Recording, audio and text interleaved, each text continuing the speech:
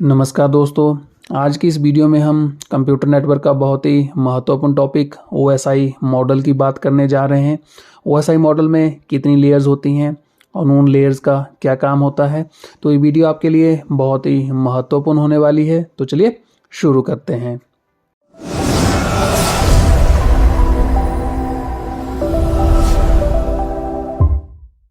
OSI model का पूरा नाम ओपन सिस्टम इंटरकनेक्शन मॉडल है। OSI मॉडल को ISO यानी इंटरनेशनल ऑर्गेनाइजेशन ऑफ स्टैंडर्डाइजेशन ने 1984 में डेवलप किया था। OSI मॉडल किसी नेटवर्क में दो यूजर्स के बीच कम्युनिकेशन के लिए एक रेफरेंस मॉडल है। यानी OSI मॉडल बताता है कि किसी नेटवर्क में डाटा या इंफॉर्मेशन कैसे सेंड और रिसीव होती है। OSI मॉडल एक रेफरेंस मॉडल है, यानी इसका इस्तेमाल रियल लाइफ में नहीं होता है, यानी इसका इस्तेमाल केवल रेफरेंस के रूप में किया जाता है। तो OSI मॉडल में डाटा भेजने और रिसीव करने के बीच 7 लेयर्स काम करती है, जो कि एक दूसरे से जुड़ी नहीं होती है। OSI मॉडल की हर एक लेयर एक दूसरे पर डिपेंड नहीं रहती है, लेकिन डाटा का ट्रांसमिशन एक लेयर से दूसरी लेयर में होता है। इस मॉडल की हर एक लेयर का अपना अलग काम होता है, जिससे डाटा आसानी से एक सिस्टम से दूसरे सिस्टम तक पहुंच सके। इस मॉडल को ओपन सिस्टम इंटरकनेक्शन इसलिए कहा जाता है क्योंकि ये मॉडल किन्हीं दो अलग अलग सिस्टम को आपस में कम्युनिकेट करने की अनुमति प्रदान करता है। नेटवर्किंग डिवाइस बनाने वाली कंपनियां OSI मॉडल को फॉलो करते ही नेटवर्किंग डिवाइस को बनाती है, ताकि दो अलग अलग कंपनियों के नेटवर्किंग डिवाइस आपस में कम्युनिकेट कर सके, फिर चाहे उनका इंटरनल आर्किटेक्चर कैसा भी हो। इसलिए OSI रेफरेंस मॉडल दो अलग अलग सिस्टम के बीच ओपन कम्युनिकेशन करता है। इसके लिए उसके इंटरनल हार्डवेयर और सॉफ्टवेयर में कोई भी बदलाव करने की आवश्यकता नहीं होती है। तो OSI मॉडल के आने से पहले दो कंपनी के नेटवर्किंग डिवाइसेस को आपस में कनेक्ट करना बहुत ही मुश्किल था, इसलिए इस नेटवर्क मॉडल को डेवलप किया गया। तो दोस्तों, ये था OSI मॉडल। तो अब चलते हैं OSI मॉडल के लेयर्स की तरफ। तो OSI मॉडल में 7 लेयर्स होती हैं तथा इन सभी लेयर्स का अपना अपना काम होता है, तथा ये सभी लेयर्स आपस में इंटरकनेक्टेड नहीं होती है, केवल एक लेयर से दूसरी लेयर में ट्रांसमिशन होता है। तो जैसा कि आप देख पा रहे हैं, OSI मॉडल में लेयर्स को नीचे की तरफ से काउंट किया जाता है। तो पहली लेयर है फिजिकल लेयर, दूसरी है data link layer, third network layer, fourth transport layer, fifth है सेशन लेयर, सिक्स्थ है प्रेजेंटेशन लेयर और सेवन्थ है एप्लीकेशन लेयर। इन सभी लेयर्स के अपने विशेष काम होते हैं और इन लेयर्स में data encryption, HTTP, logical addressing, ethernet, binary transmission जैसे बहुत से प्रोटोकॉल्स काम करते हैं, जिनके द्वारा डाटा को नेटवर्क में एक सिस्टम से दूसरे सिस्टम में सुरक्षित रूप से भेजा और प्राप्त किया जाता है। अगर इन OSI लेयर्स को याद रखना मुश्किल हो रहा है तो आप एक नेमोनिक का इस्तेमाल कर सकते हैं, जिससे कि इनको याद करना बहुत ही आसान हो जाता है, जो कि कुछ इस तरह से है कि all people seem to need data processing. यानी ऑल से एप्लीकेशन लेयर, पीपल से प्रेजेंटेशन लेयर, सीम से सेशन लेयर, टू से ट्रांसपोर्ट लेयर, नीड से नेटवर्क लेयर, डाटा से डाटा लिंक लेयर और प्रोसेसिंग से फिजिकल लेयर। अगर आपको ये भी डिफ़िकल्ट लग रहा है तो आप हिंदी में एक और सेंटेंस याद रख सकते हैं, प्यारे दोस्त नवीन तुम्हारी शादी पर आऊँगा, इस तरह से। तो इस तरह से आप इसको आसानी से याद रख सकते हैं। तो चलिए अब इन लेयर्स की विस्तार में चर्चा करते हैं और सबसे पहले बात करते हैं फिजिकल लेयर की। तो OSI मॉडल के अनुसार पहली लेयर फिजिकल लेयर ही होती है और ये पूरी तरह से हार्डवेयर से रिलेटेड है। इस लेयर में डिजिटल सिग्नल को इलेक्ट्रिकल सिग्नल में कन्वर्ट किया जाता है और डाटा को बिट यानी कि 0 और 1 की फॉर्म में कन्वर्ट किया जाता है, इसलिए इस लेयर को बिट यूनिट लेयर भी कहते हैं। नेटवर्क टोपोलॉजी का कार्य भी इसी लेयर में किया जाता है। यही लेयर डिस्क्राइब करती है कि दो डिवाइसेस के बीच कम्युनिकेशन वायर्ड होगा या फिर वायरलेस। अगर फिजिकल लेयर के कुछ ज़रूरी कामों की बात की जाए तो फिजिकल लेयर बताता है कि दो या दो से ज़्यादा डिवाइसेस आपस में फिजिकली कैसे कनेक्ट होती हैं। फिजिकल लेयर ये भी बताता है कि नेटवर्क में दो डिवाइसेस के बीच किस ट्रांसमिशन मोड का इस्तेमाल किया जाएगा, यानी data transmission mode simplex, half duplex या फिर फुल डुप्लेक्स होगा, वो इसी लेयर में ही डिफाइंड होता है। ये लेयर नेटवर्क टोपोलॉजी के काम को भी पूरा करती है और ये लेयर डाटा रेट को भी बताती है कि एक सेकंड में कितने बिट ट्रांसफ़र होंगे। नेक्स्ट बात करते हैं डाटा लिंक लेयर की। तो OSI मॉडल में डाटा लिंक लेयर दूसरी लेयर होती है और इसे फ्रेम यूनिट भी कहा जाता है। इस लेयर में नेटवर्क लेयर द्वारा भेजे गए डाटा के पैकेट्स को डीकोड और एनकोड किया जाता है और ये लेयर ये भी सुनिश्चित करती है कि डाटा के पैकेट्स में कोई एरर ना हो। इस लेयर में डाटा ट्रांसमिशन के लिए दो प्रकार के प्रोटोकॉल का इस्तेमाल किया जाता है, HDLC यानी high level data link control और पॉइंट टू पॉइंट प्रोटोकॉल।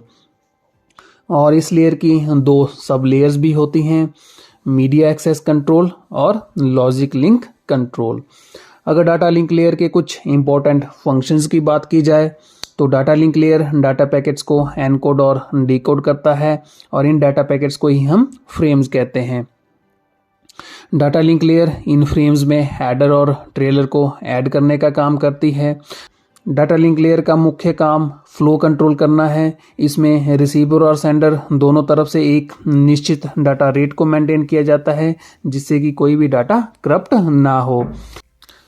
ये लेयर एरर को भी कंट्रोल करती है और इसका काम एक्सेस कंट्रोल का भी होता है। जब दो या दो से अधिक डिवाइसेस एक कम्युनिकेशन चैनल से जुड़ी रहती है तब ये लेयर ये निर्धारित करती है कि किस डिवाइस को एक्सेस दिया जाए। नेक्स्ट इसके बाद अब बात करते हैं नेटवर्क लेयर की। तो नेटवर्क लेयर OSI मॉडल का तीसरा लेयर है। इस लेयर को पैकेट यूनिट भी कहा जाता है। इस लेयर में स्विचिंग और रूटिंग टेक्निक का इस्तेमाल किया जाता है।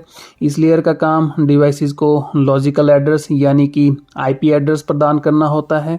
नेटवर्क लेयर में जो डाटा होता है वो डाटा पैकेट्स के रूप में होता है और इन डाटा पैकेट्स को एक डिवाइस से दूसरे डिवाइस तक पहुंचाने का काम नेटवर्क लेयर का होता है।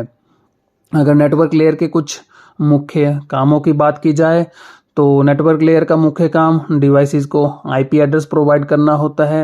नेटवर्क लेयर का काम डाटा पैकेट्स को एक डिवाइस से दूसरे डिवाइस में पहुंचाने का होता है। ये डाटा पैकेट्स के हेडर में सोर्स और डेस्टिनेशन एड्रेस को ऐड करती है। इस एड्रेस का इस्तेमाल इंटरनेट में डिवाइसेस को आइडेंटिफाई करने के लिए किया जाता है। इस लेयर का काम रूटिंग का भी होता है। ये सबसे अच्छे पाथ को निर्धारित करती है और इसका काम स्विचिंग का भी होता है और नेटवर्क लेयर की मुख्य जिम्मेदारी इंटर नेटवर्किंग की भी होती है। नेक्स्ट अब बात करते हैं ट्रांसपोर्ट लेयर की। तो ट्रांसपोर्ट लेयर OSI मॉडल की चौथी लेयर है। इसे सेगमेंट यूनिट भी कहा जाता है। इस लेयर का इस्तेमाल डाटा को नेटवर्क के बीच सही तरीके से ट्रांसफ़र करने के लिए किया जाता है और ये लेयर ये देखती है कि डाटा में कोई एरर ना हो। ये लेयर ये भी सुनिश्चित करती है कि हमने जिस क्रम में डाटा भेजा है वो हमें उसी क्रम में रिसीव हुआ है या नहीं। ट्रांसपोर्ट लेयर को एंड टू एंड लेयर के नाम से भी जाना जाता है क्योंकि डाटा को ट्रांसफ़र करने के लिए point two point connection provide करती है और ये लेयर दो प्रकार की सर्विसेज प्रोवाइड करती है। पहली कनेक्शन ओरिएंटेड और दूसरी कनेक्शन लेस। तो ट्रांसपोर्ट लेयर के दो जो मुख्य प्रोटोकॉल हैं वो हैं ट्रांसमिशन कंट्रोल प्रोटोकॉल और यूज़र डाटाग्राम प्रोटोकॉल। तो इसके बाद अब ट्रांसपोर्ट लेयर के कुछ मुख्य कामों की बात की जाए तो ट्रांसपोर्ट लेयर का मुख्य काम डाटा को एक कंप्यूटर से दूसरे कंप्यूटर तक ट्रांसफ़र करना है। इसका काम point two point connection provide करना होता है। ये फ्लो कंट्रोल और एरर कंट्रोल दोनों प्रकार के कामों को करती है। जब ये लेयर ऊपरी लेयर से मैसेज को रिसीव करती है तो ये मैसेज को बहुत सारे सीगमेंट्स में डिवाइड करती है।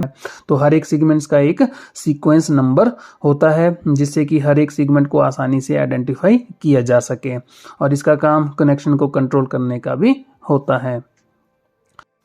नेक्स्ट अब बात करते हैं सेशन लेयर की। तो सेशन लेयर ओएसआई मॉडल की 5वीं लेयर है जो कि बहुत सारे कंप्यूटर्स के बीच कनेक्शन को कंट्रोल करती है। सेशन लेयर दो डिवाइसेस के बीच कम्युनिकेशन के लिए सेशन प्रदान करता है, यानी जब भी कोई यूज़र कोई भी वेबसाइट ओपन करता है तो यूज़र के कंप्यूटर और वेबसाइट के सर्वर के बीच एक सेशन होता है। आसान शब्दों में कहें तो सेशन लेयर का मुख्य काम ये देखना है कि किस प्रकार कनेक्शन को एस्टेब्लिश, मेंटेन और टर्मिनेट किया जाता है। और सेशन लेयर के कुछ मुख्य कामों की बात करते हैं।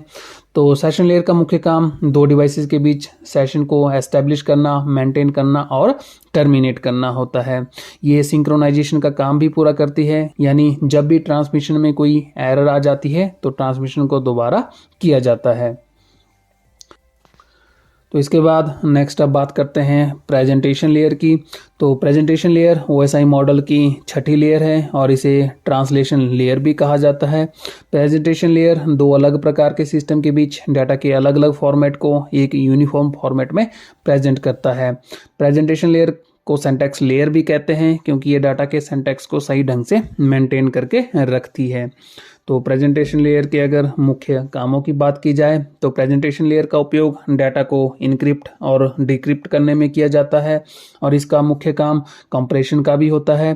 कंप्रेशन बहुत ही ज़रूरी होता है क्योंकि हम डाटा को कंप्रेस करके उसके साइज़ को कम कर सकते हैं और ये ट्रांसलेशन का काम भी करती है, यानी ये डाटा को ट्रांसलेट भी करती है।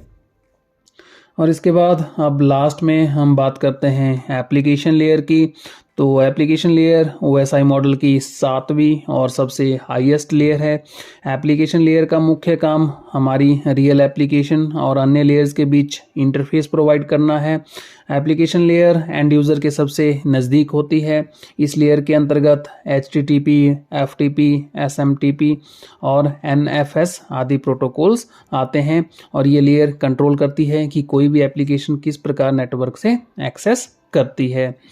तो एप्लीकेशन लेयर्स के कुछ मुख्य कामों की बात की जाए तो एप्लीकेशन लेयर के द्वारा यूज़र कंप्यूटर से फाइल्स को एक्सेस कर सकता है और फाइल्स को रिट्रीव कर सकता है। ये ईमेल को फॉरवर्ड और स्टोर करने की सुविधा भी देती है और इसके द्वारा हम डेटाबेस से डायरेक्टरी को एक्सेस भी कर सकते हैं। तो दोस्तों ये था OSI मॉडल और OSI मॉडल की 7 लेयर्स जिनके कामों की हमने विस्तार में चर्चा की। अगर आपको ये वीडियो पसंद आया तो इसको लाइक ज़रूर कीजिएगा और चैनल को सब्सक्राइब करना ना भूलें। धन्यवाद।